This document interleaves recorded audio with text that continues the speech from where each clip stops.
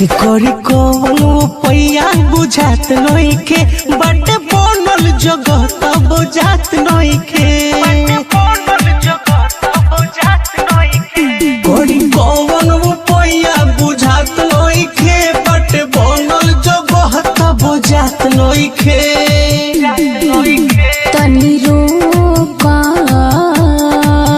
छोड़ी असल जगह नहीं फाइट कर अंगुली ठेका के पहले टाइट कर ऊपर घंटी दबा के तनी लाइव कर लहंगा उठा के सब्सक्राइब कर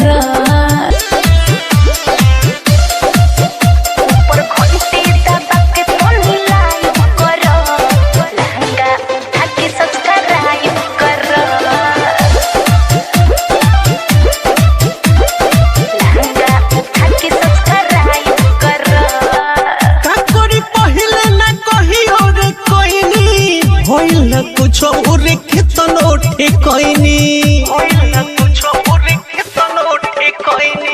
ऊपर दबावो देखो बाटे होई ऊंच हो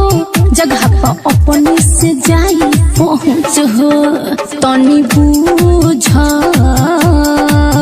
शुरू 1 2 से कके 4 5 कर लहंगा उठा के सब्सक्राइब कर छोड़ी असल जो बहो नहीं फाइट कर